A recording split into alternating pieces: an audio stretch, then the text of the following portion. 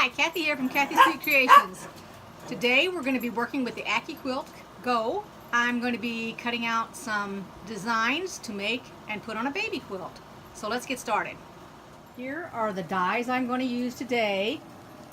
I'm going to use the giraffe, which is right here, and the monkey, which is here sideways, and then I'm going to use the elephant.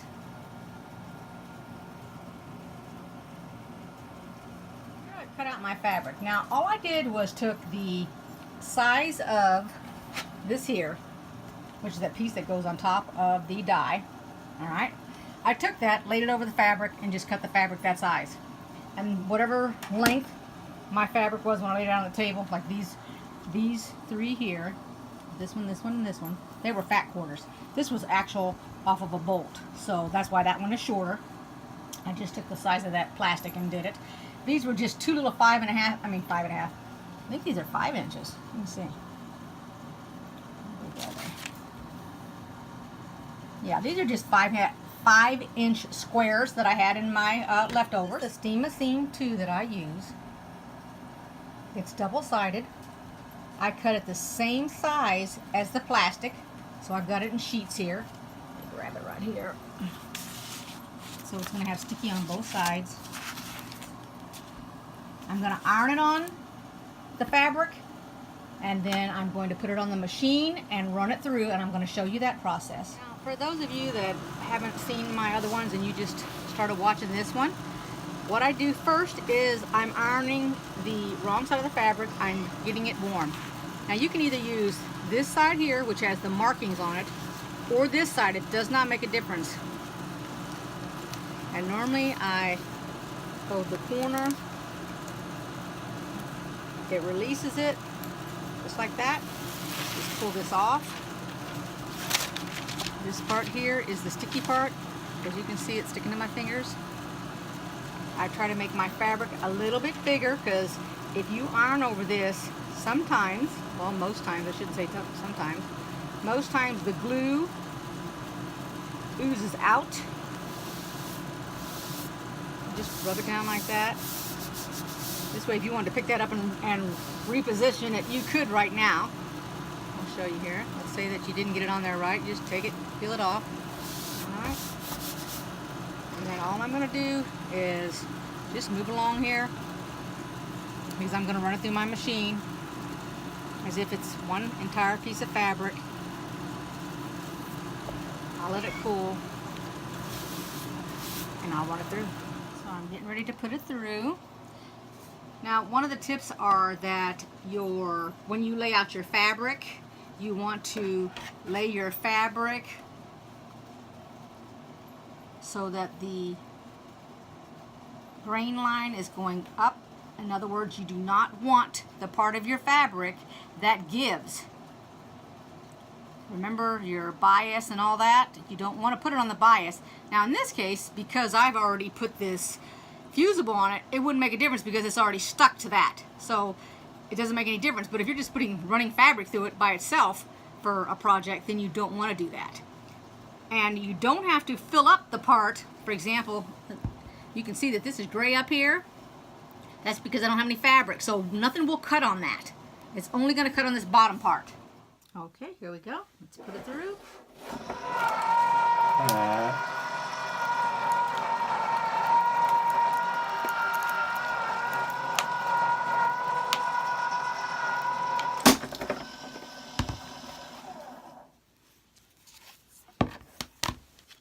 And I did cut 2 of them. There we go. So here's going to be 2 of our giraffes right there. It went ahead and it cut out 2 little monkeys.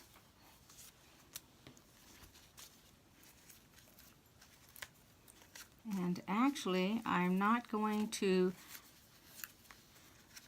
make my dots yellow. Let's see here. I'm going to discard this here. Let's go ahead and we're going to put in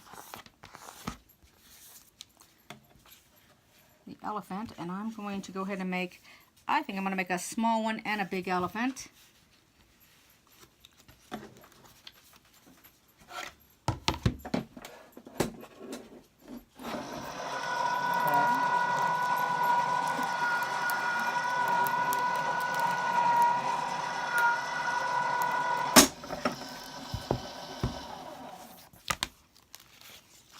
And here is the elephant. The big one and the little one. When I got finished making those, I got to thinking, what if I wanted my elephant both directions? One going to the right, one going to the left. So I folded my fabric. Let me show you before I put it through there. I went ahead and I have the fabric, the paper. I folded it in half. I'm laying it on top so I can get both of them. I'm not so much worried about the baby getting in there. I don't want the full-size elephant in there. And then I'm going to run it through. A little bit more. And let's run it through.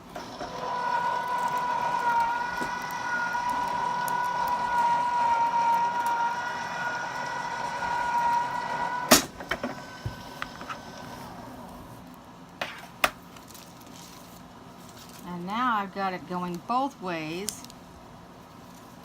And I did manage to get the baby. So let me show you here. So I got, this is the trunk here. So I've got two going the same way. And I really like those colors over this one right here. Over this one. I kind of like these polka dotted ones better. Anyway, so I wanted to show you that, and I'm going to make them some ears. I decided to go ahead and make my monkeys red instead of yellow. That's what I'm doing here.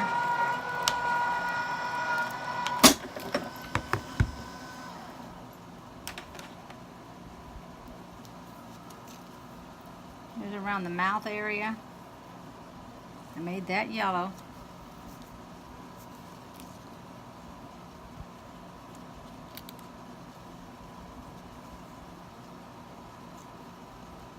Oops, here we go. There's my other monkey over here. There we go. I made sure they're each going a different direction. So I'll just save these yellow monkeys. So I laid out all those 10-inch squares and I did 4 across and 3 down. I took a picture with my telephone so I know how they're going to go. And then I went ahead and I've laid extra fabric down the table because I don't think this is going to be long enough, which is fine. I just haven't figured out how I'm going to do it. I'm just going to go ahead and I'm going to sew all of these squares together. Now these squares are flannel, but the fabric that I cut with the Accuquilt Go, those are not flannel. Those were cotton, which there's not a problem with that because I've mixed and matched them before. So if you're following along and you're wanting to make a blanket, go ahead, stitch your entire blanket together. These are nothing more than 10-inch squares. 10 squares done. I'll show you what it looks like, and then I'll show you how I'm adding fabric to the top and the bottom if I need to. So I finished this first row of 4 squares sewn together. And then what I want to tell you is that when I was ironing my fusible onto the fabric before I put it through the Go machine, I went ahead and I turned down my iron to the synthetic setting because it was too hot on the highest setting because of the wool mat that I use. So if you're using a wool mat like mine, it'll be too hot, and so my paper got like bumps in it, so my fabric was all wrinkled. That's why I went ahead and I redid my giraffes. Okay, just a little tidbit there. I have all 3 of the rows done, and now I'm attaching the rows, and all I've done is attached at the intersections. I nestled my 2 together, and if you've ever sewn with flannel yet, the nap on it likes to connect to the other, so it really isn't necessary to be putting all the pins in it like you do on cotton because it doesn't really shift that much. Now this also is 1/4 inch. You just take your time. That's all I'm doing.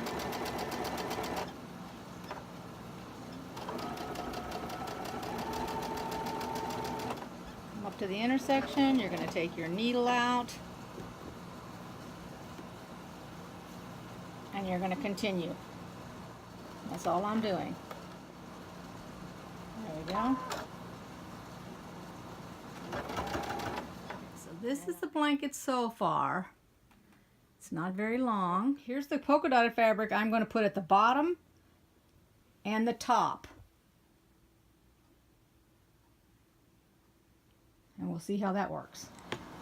Now to get this to work, what I'm doing is I've decided to go ahead and just put one row of the polka dots. I haven't decided on the top or the bottom yet. When I lay it out, I'll look at it and see what it looks like. But to do that, I went ahead and I cut this strip, which was the width of the fabric, 10 inches. And since it wasn't big enough, I'm having to attach two strips.